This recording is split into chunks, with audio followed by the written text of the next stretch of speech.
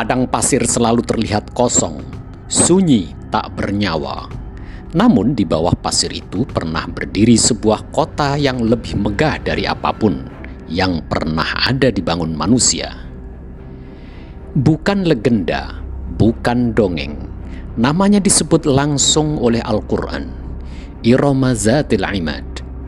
Kota dengan pilar-pilar tinggi. Kota yang belum pernah diciptakan tandingannya di muka bumi. Anehnya, kota itu menghilang, lenyap dari sejarah, tertelan waktu, seolah tak pernah ada. Hingga suatu hari, seorang sahabat Nabi, lelaki biasa dari Yaman, bukan penjelajah ternama, masuk ke padang pasir untuk mencari unta yang hilang. Dan justru menemukan kota terlarang yang seharusnya tidak ada.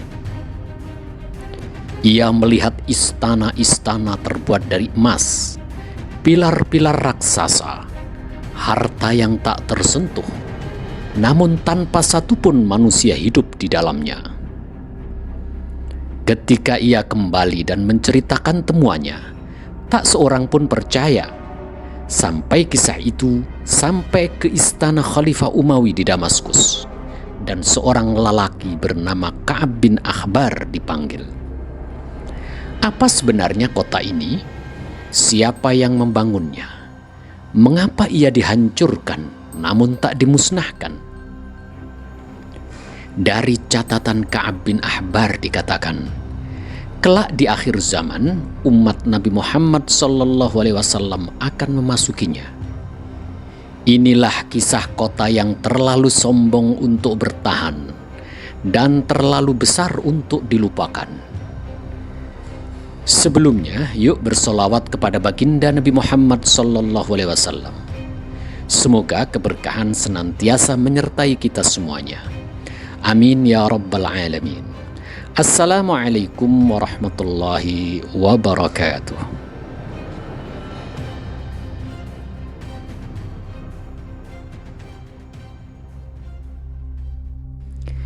Di tanah Yaman, hiduplah seorang laki-laki bernama Abdullah bin Kilabah, seorang sahabat Nabi SAW.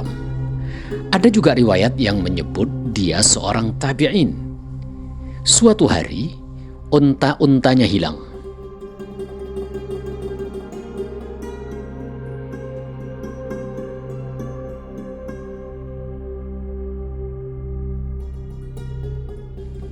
Abdullah pun berangkat mencarinya, menyusuri padang pasir yang tak pernah dilewati manusia. Hari berganti hari, sejak kehidupan makin menghilang, hanya pasir, angin, dan langit yang membisu. Namun di tengah-tengah perjalanan itulah sesuatu yang tak masuk akal terjadi. Dari kejauhan, Abdullah melihat kilau cahaya. Bukan fata morgana. Semakin dekat, semakin nyata. Dia terdiam. Di hadapannya berdiri sebuah kota besar. Gerbangnya menjulang. Pilar-pilarnya tinggi, terbuat dari emas dan perak. Dinding-dindingnya berhiaskan permata. Jalan-jalannya lapang, teratur dan indah. Namun tak ada satupun manusia. Tidak terdengar suara, tidak ada penjaga, tidak ada kehidupan. Kota ini megah namun kosong. Abdullah masuk lebih jauh. Ia menemukan istana-istana raksasa, singgasana emas, perhiasan bertabur mutiara, gudang penuh harta yang seolah baru ditinggalkan. Tidak ada tanda pertempuran. Tidak ada kehancuran. Seakan-akan seluruh penduduknya lenyap dalam satu waktu. Abdullah gemetar. Ia yakin ini bukan kota manusia biasa. Sebagai bukti, ia mengambil sebagian perhiasan lalu segera pergi, tak berani bermalam di sana.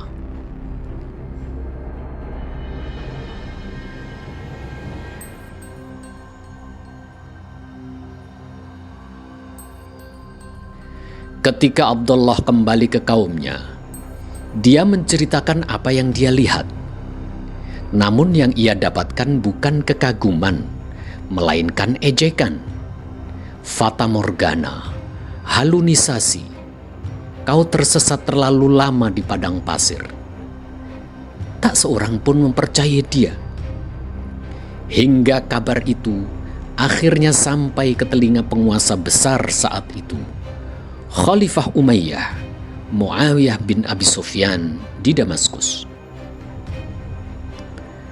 Abdullah dipanggil. Ia membawa bukti-bukti yang ia ambil dari kota itu. Muawiyah memandang lama. Ia tahu ini bukan kisah biasa.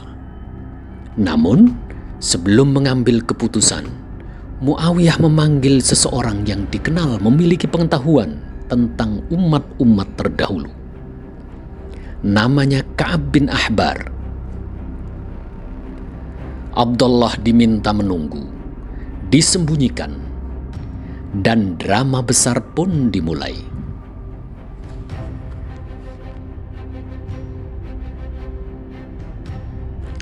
Ka'ab bin Ahbar masuk menghadap khalifah. Untuk membuktikan kebenaran kabar ini, Khalifah Muawiyah pura-pura tidak pernah mendengar informasi yang baru saja disampaikan Abdullah. Muawiyah bertanya, "Wahai Ka'ab, apakah engkau pernah mendengar sebuah kota yang terbuat dari emas dan perak? Tiang-tiang istananya terbuat dari batu mulia, perkakasnya dari permata yang bertabur za'faran. Jalannya luas, sungai mengalir deras dengan air yang jernih dan pohon-pohon rindang dengan buah-buah yang ranum." Setelah mendengar deskripsi kota itu, Ka'ab bersumpah demi ayah dan ibunya, lalu mengatakan, "Wahai Khalifah, aku khawatir akan meninggal dunia, sementara tidak ada seorang pun yang bertanya tentang kota ini." Lalu Ka'ab berkata, "Kota seperti itu benar-benar ada. Itu adalah kota yang dibangun oleh Shaddad bin Ad. Demi Allah, ini adalah kota Iram yang disebut Allah dalam Al-Quran, Iram Zatil Imad." Ka'ab kemudian membacakan firman Allah, "Alam tara kaifa fa'ala rabbuka bi'ad, Iram Zatil Imad, allati lam yukhlaq mithluha fil bilad." Tidakkah engkau memperhatikan bagaimana Tuhanmu berbuat terhadap kaum Ad? Iram yang mempunyai bangunan-bangunan tinggi yang belum pernah diciptakan semisalnya di negeri-negeri lain. Quran Surat Al-Fajr ayat 6-8. Ka'ab menjelaskan, Iram adalah kota kaum Ad, kaumnya Nabi Hud alaihissalam.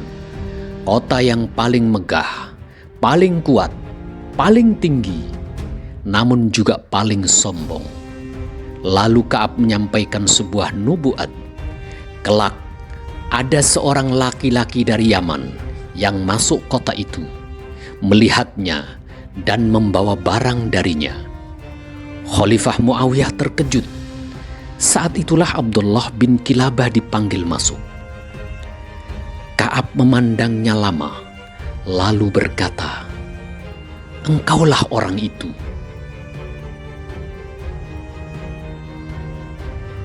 Setelah wafatnya Iram bin Sam bin Nuh, kekuasaan kaum Ad jatuh ke tangan Shaddad, salah satu raja paling kejam dan paling sombong yang pernah dikenal bumi.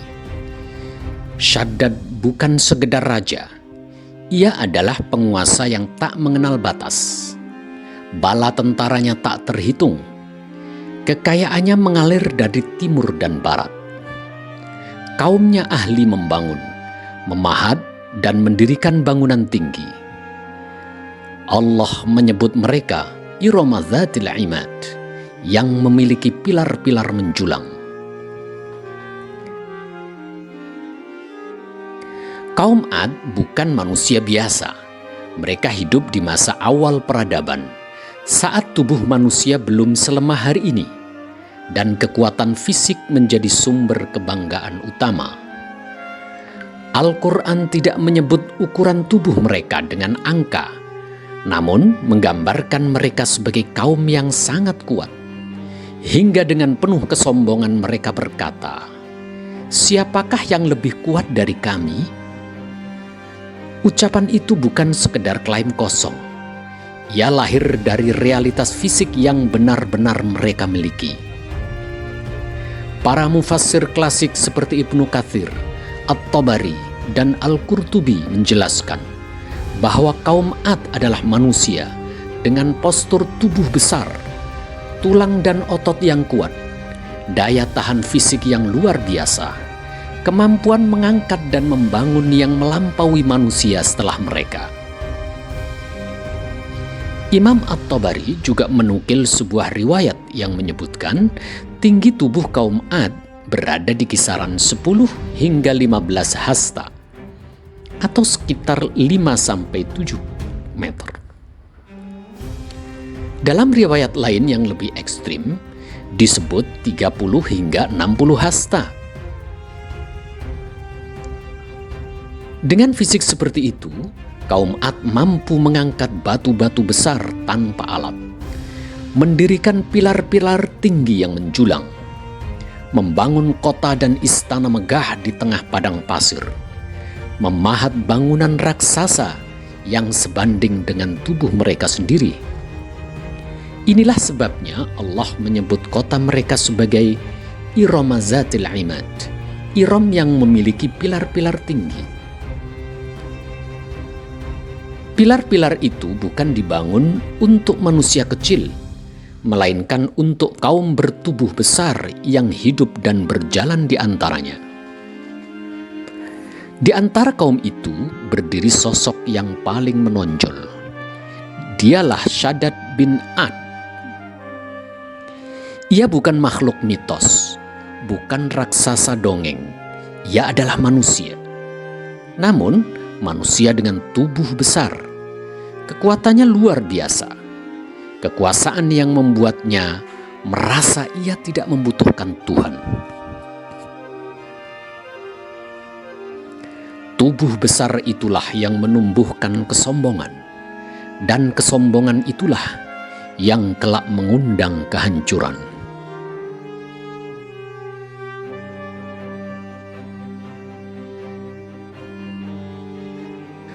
Shaddad bin Ad mendengar berita tentang surga. Di dalamnya ada istana dari emas dan perak, sungai-sungai mengalir, kenikmatan tanpa kematian.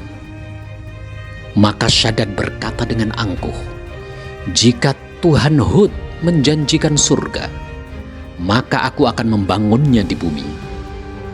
Ia tidak menantang dengan pedang, ia menantang dengan kemegahan.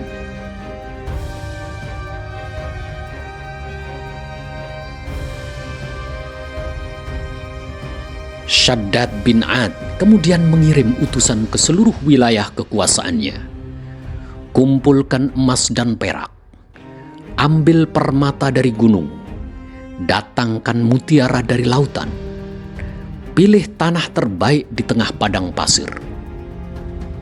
Ia memerintahkan 100.000 tukang bangunan, ratusan arsitek, pekerjaan yang berlangsung ratusan tahun. Pilar-pilar dibangun setinggi langit, dindingnya dari bata emas dan perak, lantainya dari mutiara dan zamrud, pohon-pohon dari logam mulia, buah-buahan dari permata berwarna. Kota itu diberi nama Iram.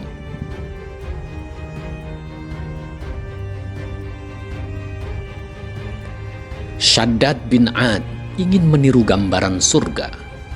Sungai-sungai dibuat mengalir, taman-taman hijau dibangun, burung-burung didatangkan, wangi-wangian disebar di seluruh kota. Namun semua itu tanpa iman. Nabi Hud alaihissalam datang memperingatkan, "Wahai kaumku, ini bukan jalan keselamatan. Kalian sombong terhadap Allah." Shaddad bin Ad menertawakan Hud, "Apakah Tuhanmu lebih kuat dari kerajaanku?"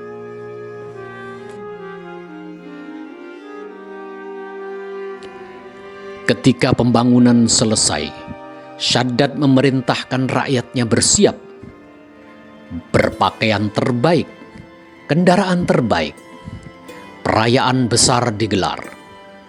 Ia ingin memasuki kota itu sebagai penguasa bumi.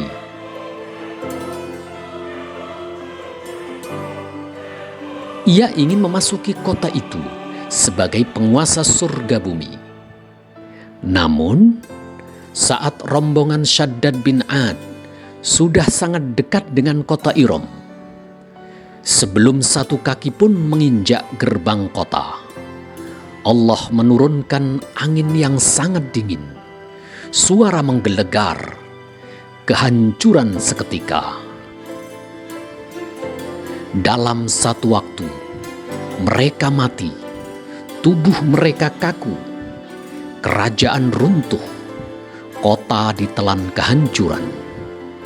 Shaddad bin Ad tidak pernah menikmati kota itu. Ka'ab bin Akhbar berkata, Allah menyembunyikan kota itu dari manusia, tidak untuk dihuni, tapi untuk menjadi tanda. Kota itu tidak hancur total, tapi dihilangkan dari penglihatan umum, hanya ditampakkan kepada satu orang sebagai pelajaran. Dan menurut riwayat ini, orang itu adalah Abdullah bin Kilabah.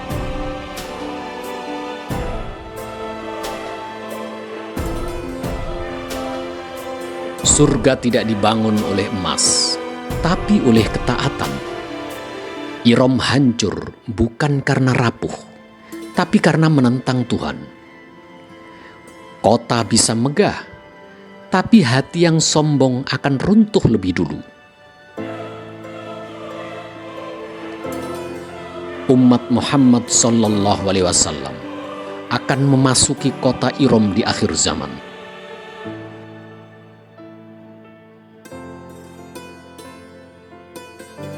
Di depan Khalifah Umayyah, Ka'ab bin Akhbar terus mengisahkan tentang kota Iram yang hilang, bahwa kota itu pernah dibangun, lalu dihancurkan, lalu disembunyikan.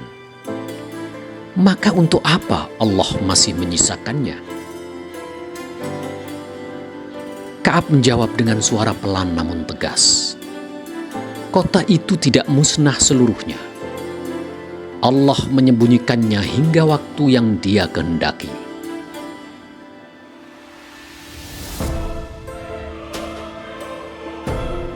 Menurut Ka'ab, Iram tidak akan tampak di masa para nabi, di masa para sahabat, bahkan di masa kejayaan Islam. Kota Iram itu ditahan, seperti rahasia yang dikunci oleh waktu. Lalu Ka'ab berkata, kelak di akhir zaman, sebagian umat Muhammad SAW akan memasukinya. Bukan untuk menetap, bukan untuk berkuasa, tapi untuk menyaksikan. Kelak di akhir zaman, bumi akan banyak berubah. Padang pasir terbuka, rahasia-rahasia lama muncul. Apa yang tersembunyi akan ditampakkan. Saat itulah kota Iram akan tersingkap.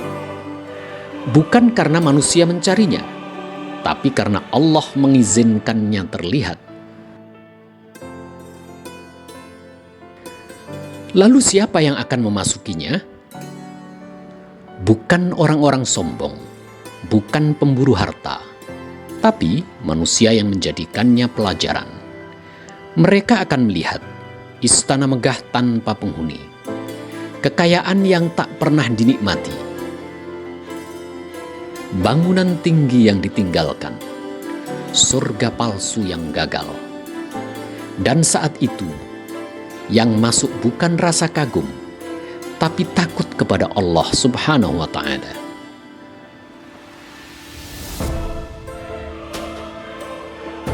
Abdullah bin Kilabah tidak pernah mencari sejarah. Ia hanya mencari untanya. Namun di tengah pencarian yang sederhana itu, Allah memperlihatkan kepadanya sebuah rahasia yang disembunyikan berabad-abad. Ia melihat kota yang pernah merasa dirinya tak pernah terkalahkan. Ia berjalan di jalan-jalan yang dulu dipenuhi kesombongan. Ia menyentuh harta yang dulu membuat manusia lupa Tuhan. Dan ia berdiri sendirian di tengah bukit, bahwa peradaban sebesar apapun bisa menjadi sunyi. Ketika Abdullah kembali, orang-orang menertawakan dia, karena manusia sering lebih mudah percaya dongeng daripada menerima peringatan. Namun, saat Ka'ab bin Ahbar berbicara, kisah itu berubah dari keanehan menjadi cermin. Iram bukan sekedar kota hilang. Ia adalah pesan yang ditunda. Ditunda agar manusia suatu hari bertanya, jika mereka yang bertubuh besar runtuh, yang kotanya menjulang tinggi runtuh, yang hartanya tak terhitung runtuh, lalu apa yang membuat kita merasa aman?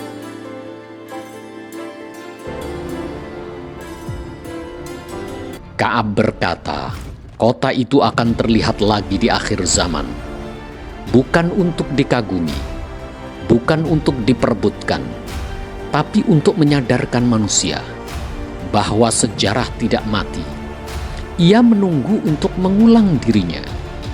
Dan mungkin yang paling menakutkan bukanlah kota yang hilang di bawah pasir, melainkan kesombongan yang selalu berhasil hidup kembali di dada manusia. Iram tidak hancur karena lemah. Ia hancur karena merasa tidak membutuhkan Tuhan. Dan setiap zaman yang mulai merasa cukup dengan dirinya sendiri sedang berjalan menuju takdir yang sama. Abdullah hanya melihat kota itu sebentar, namun pelajarannya cukup untuk melintasi zaman. Bahwa emas akan tinggal, pilar akan runtuh, nama besar akan dilupakan. Yang tersisa hanyalah satu pertanyaan sunyi. Ketika sejarah membuka kembali rahasianya, apakah kita sedang belajar darinya atau sedang mengulanginya? Jika suatu hari kota itu benar-benar terlihat, yang diuji bukan mata, tapi hati. Karena emas tidak menyelamatkan, bangunan tinggi tidak menunda azab, peradaban tidak mengalahkan takdir. Yang selamat bukan yang menemukan kota Iram, tapi yang menemukan kerendahan hati sebelum terlambat.